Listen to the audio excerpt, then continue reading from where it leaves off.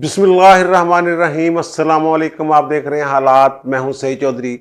हुकूमती इत्तेहादियों का सरबराही इजलास। बड़े खुश थे, कह के लग रहे थे, कोई परेशानी चेहरे से नज़र नहीं आ रही थी कि जनाब पंजाब की हुकूमत हमारे हाथ से निकल रही है। क्या हुकूमती इत्तेहादी जो हैं जरदारी समेत, ये पंजाब की हुकूमत को बचाने में कामयाब हो जाएंगे?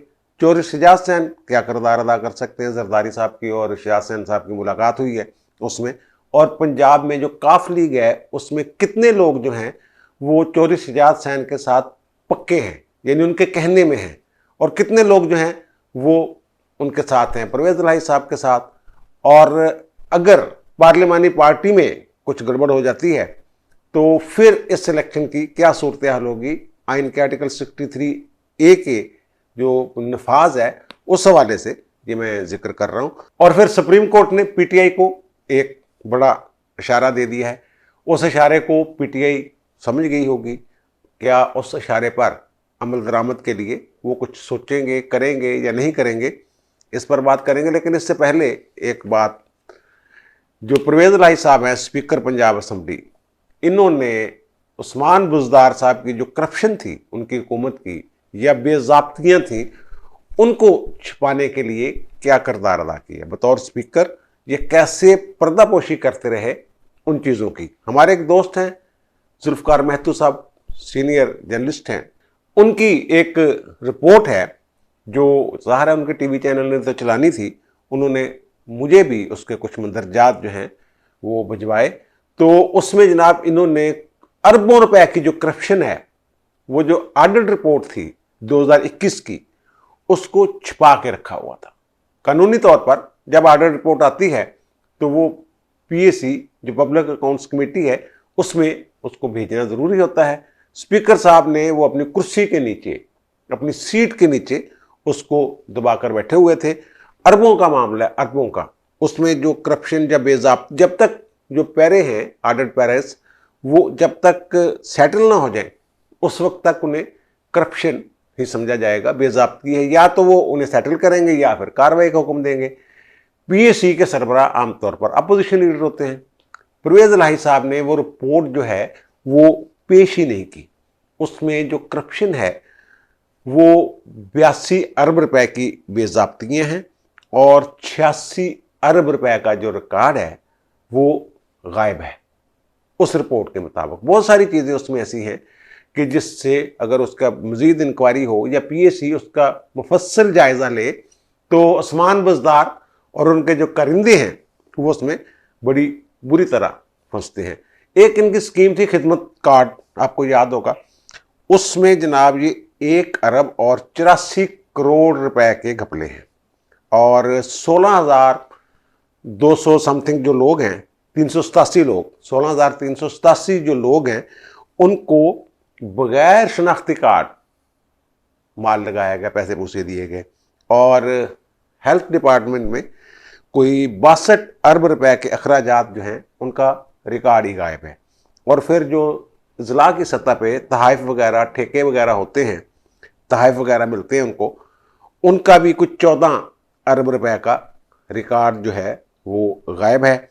और जो हेल्थ डिपार्टमेंट में 23 अरब के घपलों का अलग एक मामला है। और इवन कि जो जुमा बाजार नहीं लगाते थे, सस्ते बाजार, वहाँ जाली दुकानों पे इन्होंने को सब्सिडी दिए दू के, उसमें भी कोई इन्होंने को कहते हैं कि अरबों का वो घपला किया हुआ है।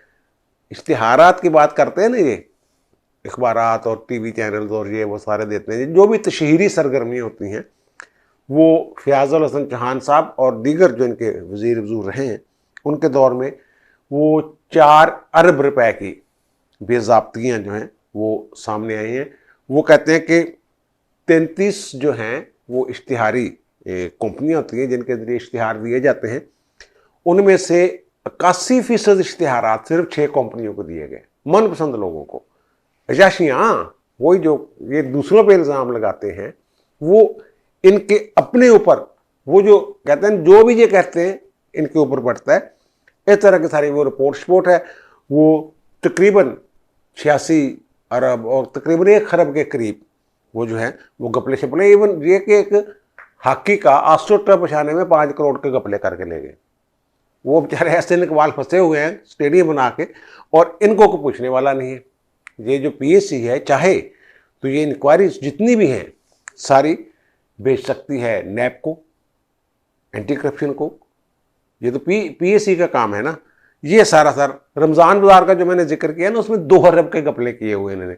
जाली दुकानदार जो हैं उनको इन्होंने पेमेंट वगैरह की हुई हैं कि वो दुकानदार को उस नाम के थे ही नहीं, लेकिन इन्होंने वो उनको पेमेंट कर दी हुई है। 2 अरब रुपए के घपले वहाँ से कर लिए हुए। अब ये सारे देखें तो 1 साल की ये कारकर्दगी है इनकी, 1 साल में ये सारा इन्होंने गड़बड़ की है। अब आते हैं हम सुप्रीम कोर्ट की तरफ कि सुप्रीम कोर्ट में आज जो पिटिशन है नैब ऑर्डिनेंस के खिलाफ इमरान खान साहब की अपनी तरफ से, उसकी समाअत थी। Chief justice mister justice Umar Ata Bandial, mister justice Ijaz ul Ahsan और मिस्टर जस्टिस मंसूर अली शाह पर मुश्तमिल बेंच था। उन्होंने 29 जुलाई के लिए उन नोटिस वगैरह जारी कर दिए हुकूमत को। ये कहते हैं नैब ऑर्डिनेंस में मर्जी की तरमीम है, अपने आप को फ़ायदा पहुंचाया है, आइन से मुतसादिम है। वो कहते नहीं नहीं जी, हमने तो जो सुप्रीम कोर्ट की जजमेंट्स हैं उनकी रोशनी में ये फैसला उसने किया है। और सुप्रीम कोर्ट ये कह रही है कि जनाब ये मामला पार्लियामेंट का है, पार्लियामेंट में ही जाना चाहिए, आप हमारे पास लेके आ गए हैं। शाह महमूद कुरैशी साहब जो हैं वो वहाँ मौजूद थे अंदर। तो चीफ साहब ने उन्हें कहा कि शाह जी ज़रा आओ ना, ज़रा गल तो सुनो, एक ही मामला हैगा। उन्होंने कहा जब ये बिल पास हो रहा था तरमीम, तो आप कहाँ थे? वो जी आए बाएँ शाएँ वो हम कर रहे थे, हमारी बात नहीं सुन रहा था। उन्होंने कहा जनाब अगर पार्लियामेंट जो है वो फंक्शनल है, पार्लियामेंट काम कर रही है, तो आपकी तादाद कितनी है वहाँ? वो फिर चुप, फिर नहीं बता रहे कि जनाब कितनी तादाद है, क्योंकि वो तनख्वाहें ले रहे हैं। वो 2 टोक तो कह नहीं सकते कि जनाब हम पार्लियामेंट के मेंबर नहीं हैं। वो सिर्फ राजा रियाज वगैरह मेंबर थोड़ा है PTI के। राजा रियाज ने कहा कि आए ना पार्लियामेंट में दोबारा वापस आएँ, करें काम, तो वो नहीं बता सके कि आए बाएँ शाए। उनका आपकी तादाद कितनी है? उन्होंने कहा जनाब वहाँ 40% अवाम की नुमाइंदगी तो आप कर रहे हैं PTI वाले। मिस्टर जस्टिस मंसूर अली शाह ने कहा कि आप वहाँ से तो बाइकाट कर गए और यहाँ हमारे पास आ गए हैं, तो फिर आपका जो वजह दरख्वास्त दायर करने की या मुतासरा फरीक जो है वो कैसे बनते हैं? आप तो बनती नहीं। वहाँ बहस करने की ज़रूरत थी। अगर वहाँ बहस हो जाती, वहाँ जो पार्लियामेंट का काम है, चीफ जस्टिस ने कहा कि पार्लियामेंट का मतबादल फोरम कोई नहीं है। जो काम पार्लियामेंट कर सकती है वो अदालतें नहीं कर सकती। अदालतों के ऊपर आप ले आते हैं, हमारे और मामला होते हैं, मुकदमात देखने होते हैं, वो स्टे कर दें। स्टे टू कोई नहीं, उन्होंने कहा स्टे नहीं होगा, उनका मौक़िफ़ सुनेंगे, देखेंगे वो क्या कहते हैं। अदालत ने शाह महमूद कुरैशी से कहा, जैसे मैंने कहा कि 40% अवाम की नुमाइंदगी तो आप कर रहे हैं। उनका जी अवाम को, आपके पास अवाम का एतमाद है, ज़ाहिर है अगर आप MNA हैं या MP हैं तो अवाम का एतमाद, हल्के के अवाम का एतमाद तो आपके पास है। तो आप मुल्क कौम का कुछ सोचें, कुछ आइन का सोचें, ये आप क्या कर रहे हैं? तो वो उनको समझ तो आ रही थी जो भी थी। तो उस पर फिर मिस्टर जस्टिस उमर अता बंदयाल जो चीफ जस्टिस हैं, उन्होंने ये कहा इनसे, शाह महमूद कुरैशी से, हमारे सवालात में एक तजवीज़ छुपी हुई है, इस पर अवाम की खातर आप गौर करें। ताली एक हाथ के साथ नहीं बजती। पार्लियामेंट का कोई वो मैंने जिक्र किया, कोई मतबादल फोरम नहीं है। तो वो क्या तजवीज़ क्या बनती है? तजवीज़ यही है कि अभी तक आप लोगों के इस्तीफ़े जो हैं वो मंजूर नहीं हुए, तो आप जाएं पार्लियामेंट में, अपना किरदार अदा करें, बता दें जाके कि जनाब हमने इस्तीफ़े दिए या नहीं दिए।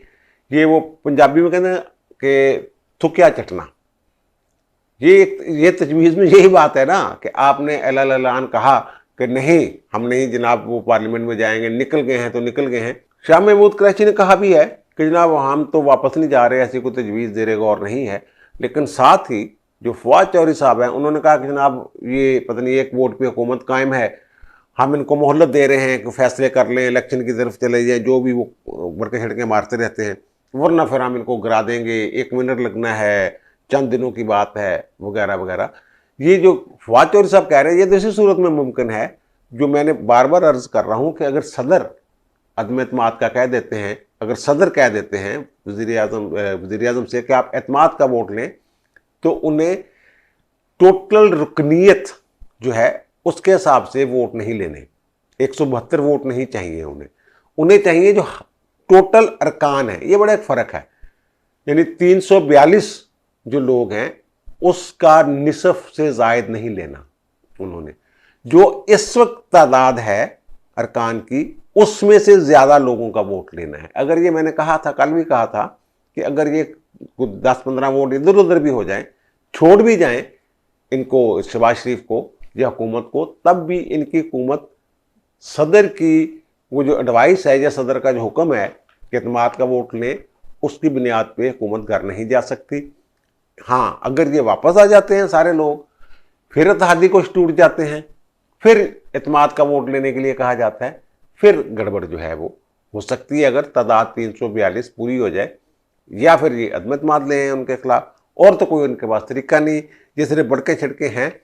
मेरा नहीं ख्याल ये वापस जाएंगे। अगर जाने का फैसला कर भी लेते हैं, अपना थूका चाट लेते हैं, तो फिर स्पीकर साहब के पास एक इख्तियार है जो ऐलान हाथ खड़े करके गए थे, जनाब हम रिज़ाइन दे के जा रहे हैं। उनमें शाह महमूद कुरैशी साहब भी हैं, इमरान खान साहब भी हैं, स्पीकर उस वक्त के जो थे असद कैसर साहब भी हैं, कासिम सूरी साहब भी हैं। और कासिम सूरी के देख लें कैसी मौजें लगी रही हैं कि 30-35 हज़ार जो वोट थे वो जाली थे उनके हल्के के, सुप्रीम कोर्ट ने स्टे दिए, उधर 1.5-2 साल गुजार गए अपना।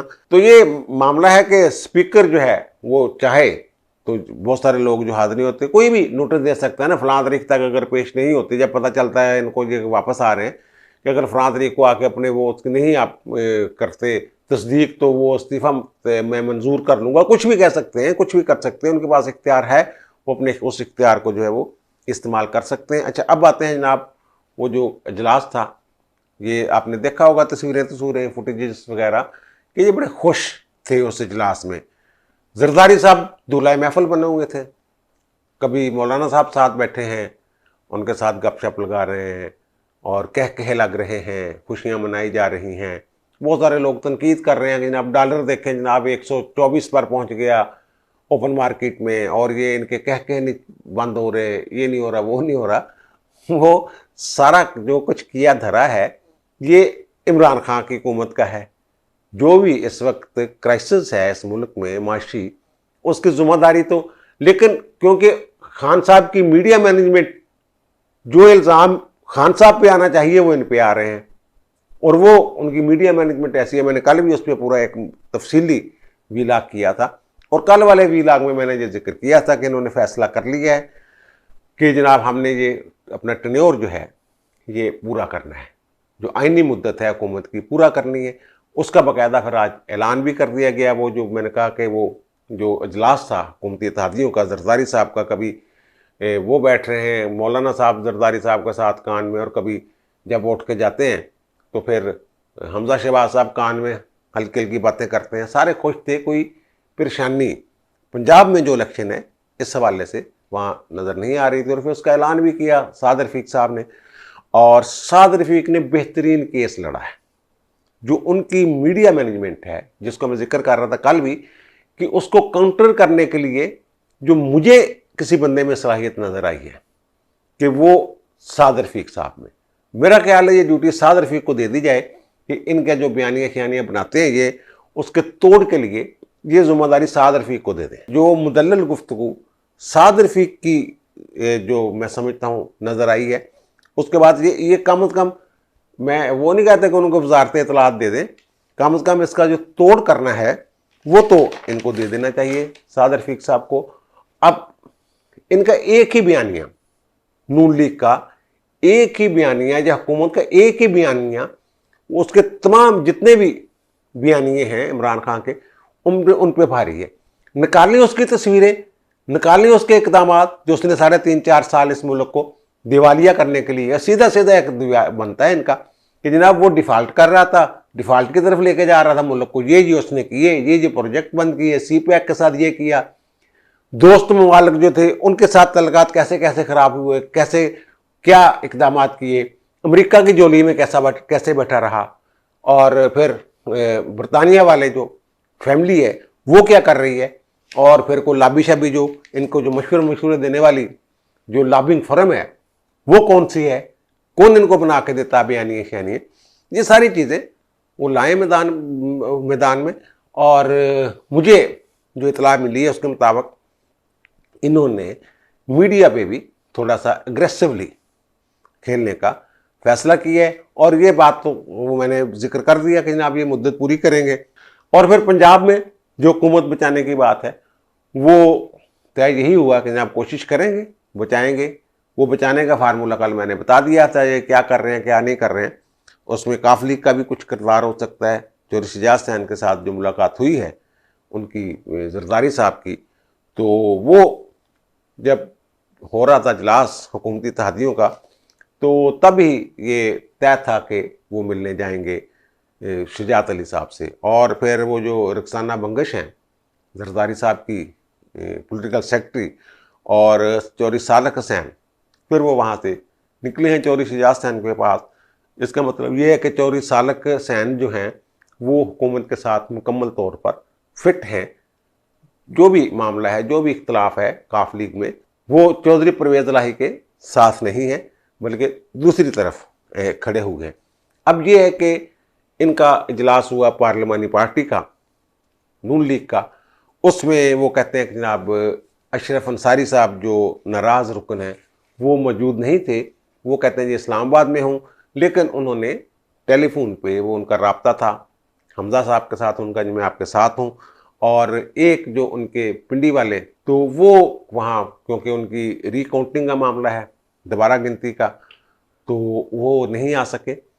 लेकिन 177 लोग कहते हैं कि वहाँ मौजूद थे। एक रफ़ीउद्दीन साहब जो आज़ाद जीते हैं, वो साद रफ़ीक ने तो 5 सीटें का हमने जीती हैं, तो इस हिसाब से तो फिर इनके वो बन जाएंगे 179 180 वोट जितने भी हैं। अब वो ये कहा जा रहा है कि जनाब पीटीआई और काफ लीग के पास मिलाकर 188 वोट हैं। 188 वोट ज़रूर हैं। अगर ये वोट शोट नहीं टूटते इनके, कुछ लोग इधर उधर नहीं हो जाते, तो फिर जो वोट कास्ट करेंगे वो सिर्फ 187 होंगे। क्योंकि उस दिन दोस्त मजारी साहब जो हैं बतौर डिप्टी स्पीकर, वो तो वहाँ कर रहे होंगे, उसको प्रिजाइड कर रहे होंगे। और फिर अगर बराबर हो जाते हैं तो कास्टिंग वोट किनका होगा? दोस्त मोहम्मद मजारी साहब का। और यहाँ मैं ये बता दूं कि जो आइन का आर्टिकल 63A है, जो ये कहता है, जिसकी तशरीह की है सुप्रीम कोर्ट ने कि जनाब फिर वो मुनहरफ अरकान और मुनहरफ अरकान का वोट कास्ट नहीं होगा, उसमें ये वाज़े तौर पर लिखा हुआ है कि 63A का स्पीकर और चेयरमैन सेनेट पर इतलाक नहीं होगा। उस वक्त बतौर स्पीकर काम कर रहे होंगे प्रिजाइडिंग ऑफिसर के तौर पे दोस्त मजारी साहब। तो मेरा ख्याल है कि 63A का इतलाक अगर वो पार्टी पॉलिसी से हटकर भी वोट दे देते हैं तो उस पर उन पर इतलाक नहीं होगा। अब जो मुलाकात हुई है उनकी, वो जो मैंने जिक्र किया था ना कल बंदे बुंदे तोड़ने का, वो पता ये चला है कि 6-7 बंदों के साथ मामला कुछ फिट फुट हो रहे हैं इनके। एक साहब तो इनके तुर्की चले गए हुए हैं, पता नहीं वो आ सकते हैं 22 तक या नहीं। इनके पीटीआई काफ लीग वालों में से मैं किसी की बात कर रहा हूँ ना, अब ये ढूंढने लग जाएंगे।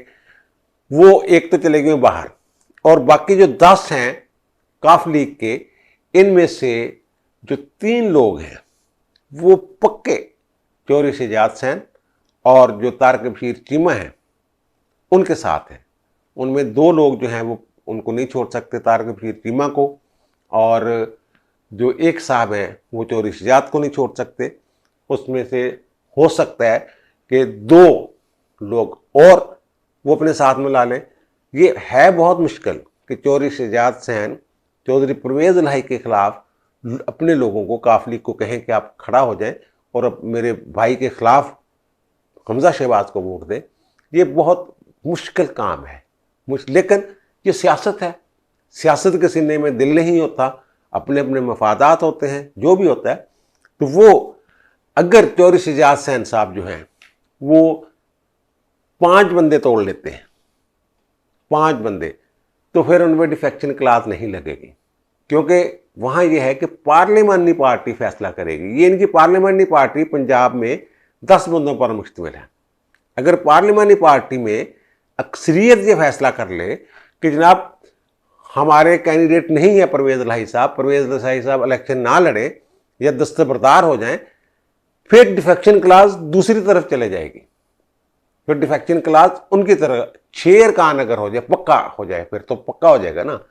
5-5-6 तो टाई हो जाएगा ना। अगर 6-5 की रेशियो से ये फैसला हो जाता है कि जनाब काफ लीग के जो हमारे कैंडिडेट हैं ये विदड्रा करें, वापस आ जाएं, तो फिर वो परवेज़ इलाही के वोट जो है ना, या उनके साथ जो खड़े होंगे काफ लीग के लोग, उनके वोटों की गिनती नहीं होगी, वो शुमार नहीं होगी, फिर डिफेक्शन क्लास उधर चले जाएगी। ये सुप्रीम कोर्ट की जजमेंट है कि पार्टी के अंदर फैसला कर लें तो ठीक है, जिधर अक्सरियत का है। और फिर जो पार्लियामेंट्री पार्टी, जो पार्टी के हेड हैं, वो तो चौधरी शहजाद हुसैन साहब हैं, वो अगर ये आर्डर कर देते हैं अपने लोगों को कि जनाब आपने इधर नहीं इधर जाना है, और फिर चोरी निसार का एक मामला है, उसका वो हमजा साहब को चाहिए कि जाके मिले उनसे, कहें कि चाचा जी जान दो बड़ी मुसीबत फंसे हुए, एक एक वोट बड़ा कीमती है, आ जाओ साढ़े वाल। बहरहाल ये इनकी जो खुशी थी वो इस चीज़ की गमाजी कर रही थी कि इन्होंने कुछ, इनके जहन में है कि हम हमजा शहबाज की हुकूमत बचा लेंगे। अगर हमजा शहबाज की हुकूमत ये नहीं बचा पाते तो फिर जो 1.5 साल का टेन्योर है मजीद जो कहते हैं पूरा करेंगे कैंपेन में, वो तो फिर इतना इनको फ़ायदा बल्कि नुकसान होगा। इनकी पॉलिसियों की वजह से महंगाई वगैरह कम होगी और क्रेडिट ले जाएंगी सूबाई हुकूमतें। जी है ना कि अगर उनकी पॉलिसियों की वजह से, इक़्तिसादी पॉलिसियों की वजह से कीमतें कम होती हैं खाने पीने की अशिया की और चीज़ों की, तो पंजाब हुकूमत कहेगी जनाब परवेज़ इलाही साहब को ये तो हमारा काम है। इसलिए मेरा ख्याल है कि ये आसानी से परवेज़ इलाही साहब को हुकूमत देंगे नहीं, क्योंकि जो अच्छे काम होंगे उनका क्रेडिट परवेज़ इलाही साहब या पीटीआई इनको लेने नहीं देगी, ये तय है। क्योंकि उनकी जो मीडिया मैनेजमेंट है वो इनसे कई गुना ज़्यादा है। उनका तो हर बंदा मीडिया मैनेजर है, जो दिल करता है मुंह में एक बयान देता है और वो एक बयानिया बन जाता है, सारे उसी के पीछे चल पड़ते हैं। वो साइफर वाली बात छोड़ ही रहे जान। शहबाज गिल ने आज फिर कह दिया कि जनाब वो वज़ीर आज़म ने छुपाया हुआ था, वजारत खारजा कर नहीं छुपाया सी, अब सारे वज़ीर आज़म ने तो छुपाया जा ही नहीं सकता, लेकिन वो लगे हुए इस पर। तो ख्याल 22 को पता चलेगा। इमरान खान साहब भी पहुँच रहे हैं लाहौर। एक बंदे का मैंने बता दिया कि वो चले गए हैं तुर्की शुर्की सैर सुर करने, जो परवेज़ इलाही के हामियों की बात कर रहा हूँ।